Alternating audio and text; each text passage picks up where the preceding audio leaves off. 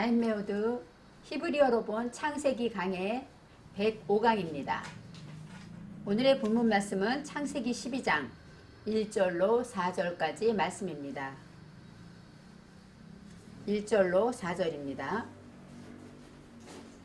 여호와께서 아브라함에게 이르시되 너는 너의 본토 친척 아비집을 떠나 내가 내게 지시할 땅으로 가라. 내가 너로 큰 민족을 이루고 내게 복을 주어 내 이름을 창대케 하리니 너는 복의 근원이 될지라. 너를 축복하는 자에게는 내가 복을 내리고 너를 저주하는 자에게는 내가 저주하리니 땅의 모든 족속이 너를 인하여 복을 얻을 것이니라 하신지라. 이에 아브라함이 여호와의 말씀을 쫓아갔고 롯도 그와 함께 갔으며 아브라함이 하란을 떠날 때에 그 나이 75세였더라. 아멘. 창세기 11장에서는 셈의 족보가 나옵니다. 그리고 마지막 쪽에 하나님이 선택하신 아브라함이 등장합니다. 바벨탑 사건으로 인하여 하나님의 백성들이 믿음을 떠나게 되고 하나님은 두려워하지 않고 사람들이 힘을 합하여 하나님의 심판을 준비하려고 합니다. 하나님이 친히 이 땅에 내려오셔서 그들의 언어를 혼잡게 하심으로 그들이 하던 그 죄악을 멈추게 하십니다. 세월이 지나면서 노아의 때와 같이 혈육 있는 자의 강포가 땅에 가득하였다고 성경에 기록되어 있지는 않지만 셈의 후손 중에 점점 더 하나님과 믿음이 멀어지고 인본주의로 나아가게 됩니다. 셈의 후손 중에 데라가 등장하는데 데라는 70세에 아브람과 나홀과 하란을 낳았더라. 성경에 나와 있습니다. 70세에 아브람과 나홀과 하란을 낳았다고 생각하면 어떻게 한 해에 셋을 낳습니까? 그렇기 때문에 이 성경에 이 70세라는 것은 의미가 있는 것이죠. 데라는 원어로는 테라훈데 루아우 성령을 말하고 있습니다. 그래서 이 데라는 70세 하나님의 영으로 70세가 되었다. 이 70세라는 것은 샤바임하고 샤나입니다. 샤바임이라는 것은 맹세하는 일들, 하나님과 맹세하고 약속한 그런 일들, 그것을 인해서 반복하게 될 때, 하나님과 맹세한 것들을 반복하며 행하게 될 때에 아브라함과 나홀과 하란을 낳았습니다.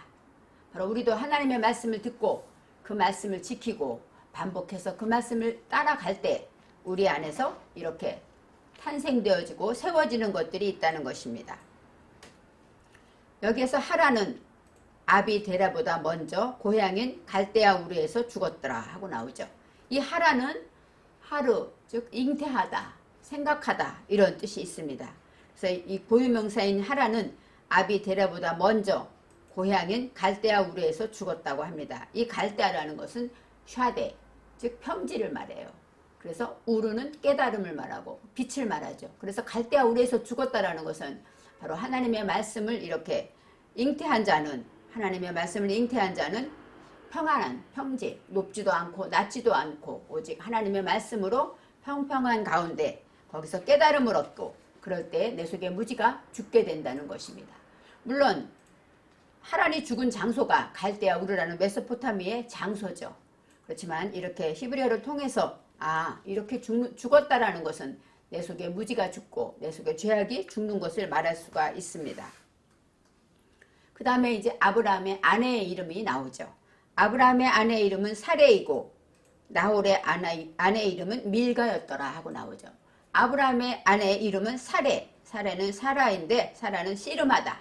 이스라엘 할 때 하나님과 씨름하다 이런 사라가 나오죠. 이 사라는 방백, 유력해지다 이런 뜻이 있습니다.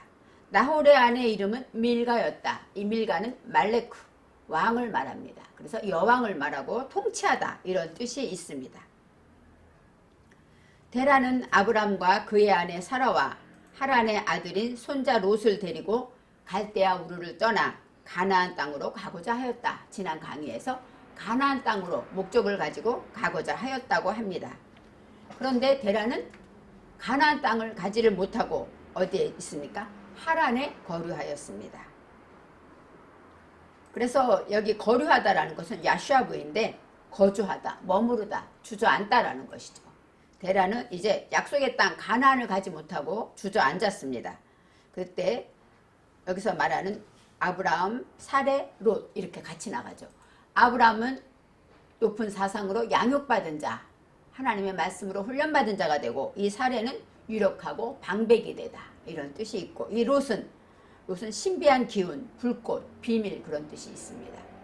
하나님의 말씀을 잉태한 자는 이 롯을 낳게 되는데, 하나님의 말씀을 내가 품고 그렇게 나갈 때는 하나님의 신비한 놀라운 하나님의 역사를 체험하게 되고, 그런 기운을 알게 되며 그런 것으로 인하여 감추게 된다고 성경은 말하고 있습니다. 하나님은 데라와 함께 가나안 땅으로 가고자 하셨을지도 모릅니다. 데라와 함께 가나안 땅으로 가고자 데라의 마음의 소원을 가나안으로 가야지 하고 마음의 소원을 갖게 하셨습니다. 그런데 데라는 하란에 머물러서 떠나지를 못하고 거기에서 죽게 됩니다. 데라의 죽음으로 이제는 아브라함의 시대가 열리는 것이죠. 하나님의 일이라는 것은, 하나님의 역사는 때에 따라 사람의 죽음과 또 새로운 탄생과 이런 것으로 인해서 하나님의 역사가, 구원의 역사가 이루어집니다. 이제 데라의 죽음으로 인하여 하나님께서는 아브라함이 서 있을 곳을, 하나님의 일을 할 수 있도록 위치를 마련해 주십니다. 하나님의 때에, 하나님의 시간에 아브라함, 높은 사상으로 양육받은 자, 바로 훈련되고 양육받은 자 아브라함을 하나님이 훈련하셨고, 그를 쓰시기 위해서 하나님이 부르시는 역사가 나타납니다. 오늘 1절 말씀에 여호와께서 아브라함을 찾아가 만나십니다. 여호와께서 아브라함에게 이르시되가 바요멜, 아마르인데, 아마르는 말씀하시되 또 밝히시되 이런 뜻이 있습니다. 여호와께서 이제 아브라함을 만나게 되시죠. 너는 너의 본토 친척 아비집을 떠나 내가 내게 보여줄 지시할 땅으로 가라 하고 말씀하십니다. 너의 본토 아비집, 지금 어디에 있습니까? 하란에 머물러 있죠. 아버지가 죽은 후에 하란에서 이제 아내와 조카와 머물러 있는 아브라함에게 찾아가서 떠나라고 말씀하십니다. 너의 본토 친척 아비집을 떠나라. 물론 아버지와 함께 있던 집이겠죠. 그래서 아비집인데, 아비집이라는 것은 미 베이트 아베카예요. 아버지, 양육받다. 하나님의 말씀으로. 근데 아비카, 내 정신에 양육받은 것을 말하죠. 그리고 베이트는 세우다. 집을 말하고, 하나님의 말씀으로 내 정신에 세운 것들, 그것으로부터 떠나라 하고 말씀하시는 것입니다. 이제 거기에서 이제 행함으로 움직이라고 가라 하고 말씀하시죠. 너의 본토 친척 아비집을 떠나 가는데 어디로 가느냐? 내가 내게 지시할 땅으로 가라고 말씀하십니다. 지시하다, 보여주다, 이게 라입니다. 라는 보다, 살다, 쳐다보다, 주목하여 보여주다 이런 뜻이 있습니다. 바로 지시할 땅 앞에 아세르가 나와요. 하나님이 지시하고 하나님이 보여주는 그 땅은 여기서는 가나안이라고 나오진 않죠. 그 땅을 설명할 때 앞에 무엇인 바하고 관계대명사인 아세르가 나옵니다. 그 땅이라는 것은 어떤 땅일까요? 아세르, 행복하고 정직하고 직진하고 행복하다고 말하는 그런 땅을 말하죠. 하나님이 보여줄 땅, 하나님이 가라고 한 땅은 그렇게 복이 있는, 복의 근원이 되는 그런 땅을 말씀하고 있습니다. 이 아셀이라는 단어는 복이라는 여러 가지 복이 있지만 행복한 복, 직진하고 하나님께로 올바로 똑바로 나아가고 정직한 것, 이런 복인데, 그것은 시편 1편에 나오는 복 있는 자는 할 때 아세리의 복을 말하고, 또 마태복음 5장에 예수님께서 팔복을 말씀하실 때 심령이 가난한 자는 복이 있나니 할 때 이 복도 아세리의 복이 됩니다. 그래서 여기에서 말하는 내가 내게 보여주는 땅, 그 땅은 바로 복 있는 땅이고 이 아세리의 복이 있는 땅입니다. 1절은 첫째로 너는 가라 이거죠. 말하자면 레카, 너는 가라. 바로 너는 하나님의 말씀에 따라서 너는 이제 움직이고 가라고 말씀하시는 것입니다. 머물고 있던 하란에서 아비집, 내가 가지고 있는 아버지의 그 양육받았던 모든 것들에서 이제 떠나서 하나님의 음성을 따라 움직이게 됩니다. 2절 말씀에 내가 너로 큰 민족을 이루고 내게 복을 주어 내 이름을 창대케 하리니 하고 말씀하십니다. 너는 복의 근원이 될지라. 아브라함을 통하여 하나님께서는 복의 근원이 되게 하겠다고 말씀하십니다.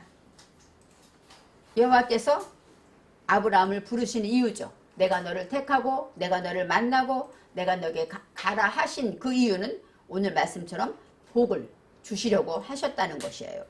내가 너로 큰 민족을 이루고 이 크다는 것은 까돌입니다. 까돌은 꼬아서 합치다. 하나님과 내가 꼬아서 합치다. 이런 뜻도 있고 커지다. 높임을 받다. 그런 뜻이 있습니다. 바로 크다는 것은 하나님이 이제 높여주겠다. 이렇게 말씀하죠. 하나님이 너와 함께 있어서 너를 높이고 세워주겠다 하고 말씀하십니다. 내게 복을 주어 할 때 여기서의 복은 무슨 복이냐? 바르크의 복입니다. 바르크라는 것은 창세기 1장에도 천지 창조하시고 복을 주실 때도 바르크의 복을 주었습니다. 바르크의 복은 낙타가 무릎을 꿇는 복이다. 이렇게 설명하고 있어요. 낙타가 우리가 말할 때 자식이 맛있는 음식을 먹으면 기분이 좋다. 그런 것처럼 통장에 돈이 쌓이면 기분이 좋다. 그런 것처럼 이스라엘은 낙타가 무릎 꿇고 사막에서 오아시스에서 물을 먹는다는 이 그림은 어떤 그림이냐? 부자가 되고 부유하고 부족함이 없는 그런 그림이라고 합니다. 여기서 바르크라는 것은 무릎을 꿇다 이런 복이에요. 무릎을 꿇고 그다음에 축복을 빌고 예배하다, 경배하다 이런 복이죠. 그러니까 하나님이 진정한 복은 뭐예요? 하나님의 말씀에 무릎을 꿇고 하나님께 경배하고 예배하는 복, 그것이 하나님이 말씀하시는 바르크의 복입니다. 그렇게 될 때 내 이름을 창대케 하겠다고 말씀하십니다. 내 이름 바로 샤메카인데 이 샤마카라는 것은 이름은 쉔입니다. 쉔은 올바른 일, 명분을 말하죠. 그래서 내 이름을 창대케 한다. 그것은 너의 이름 아브라함 그 이름을 창대케 하겠다 이런 뜻도 있겠지만 내 정신에 올바른 일을 그러니까 아브라함이 하나님을 따라가게 될 때 바로 아브라함은 내 정신에 올바른 일을 하게 된다는 것이죠. 하나님이 기뻐하시는 일을 하게 될 것입니다.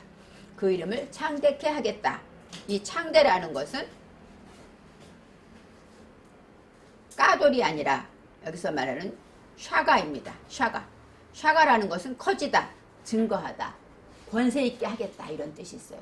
그러니까 내 이름을 내가 커지게 하고 높아지게 하고 또 많아지게 하고 권세 있게 하겠다 이렇게 복을 빌어주십니다. 너는 복의 근원이 될지라. 복의 근원 해서 근원이 나오는 것이나 여기서는 바라카로 나와요. 이 바라카라는 것은 바라크는 명사로 복이죠. 그래서 복을 향하여 있다. 바로 항상 아브라함이 가는 곳마다 그것이 어때요? 복을 향해 있게 된다는 것입니다. 그래서 명사로 복이 될지라 이렇게 해석하고 있습니다. 아브라함의 다른 이름은 복이죠. 그래서 복의 근원이 될지라 하고 설명하고 있습니다. 이제 그 자세한 내용이 나오죠. 3절에 너를 축복하는 자에게는 내가 복을 내리고 너를 저주하는 자에게는 내가 저주하리니 이렇게 나와 있습니다. 너를 축복하는 자, 이 축복은 바르크, 바로 경배하고 무릎 꿇고 그 다음에 하나님이 주시는 그 복을 그런 사람에게 내가 복을 내린다. 여기서 똑같은 바르크의 복을 내려요.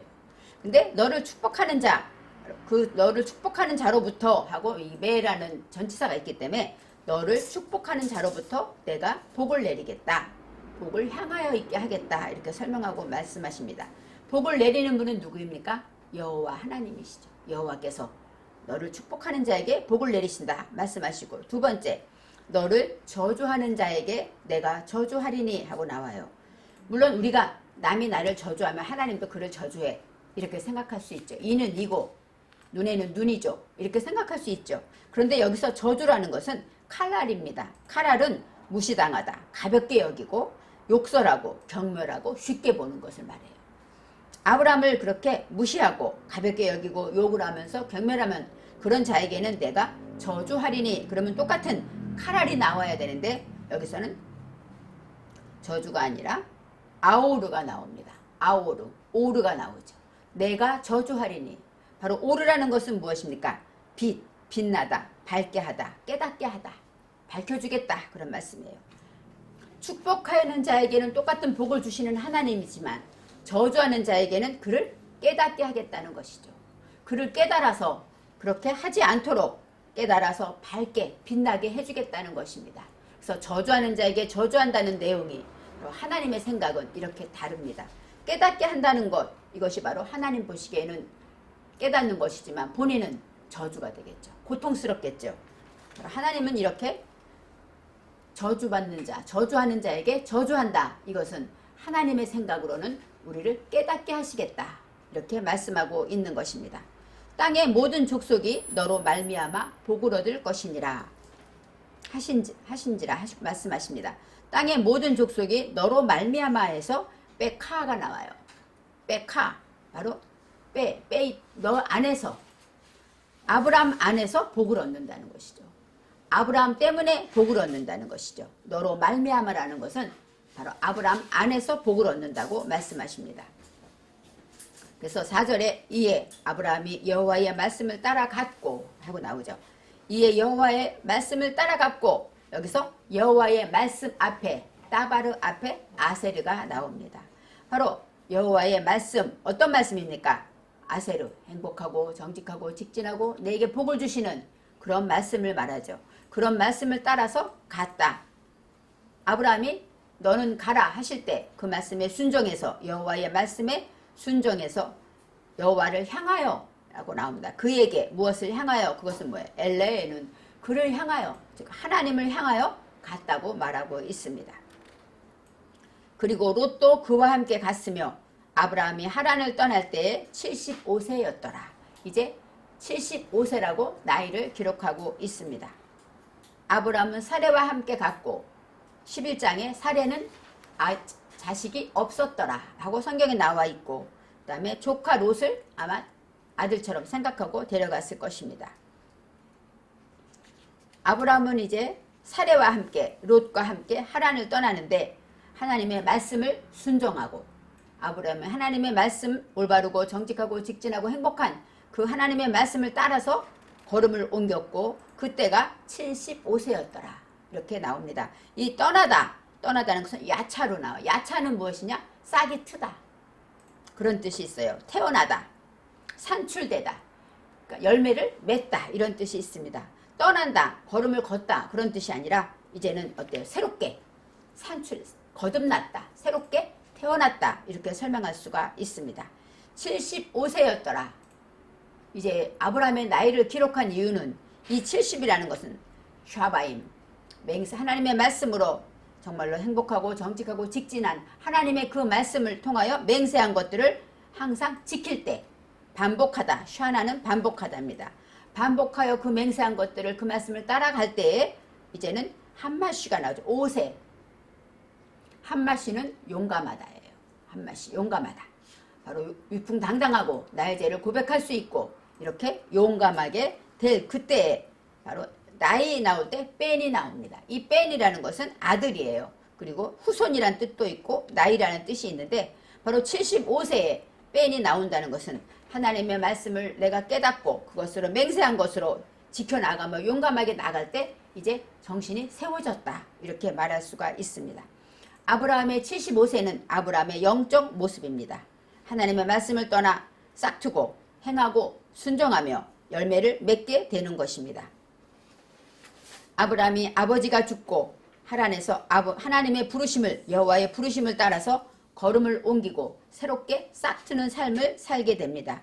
75세를 통하여서 저와 여러분은 하나님의 말씀을, 이제 아브라함이 떠난 때가 75세인 것을 기억하며, 물론 나이가 많지 이렇게 생각할 수도 있죠. 그렇지만 성경에 이렇게 기록한 이유는 그런 숫자마다의 뜻이 있기 때문에 이렇게 기록한 것입니다.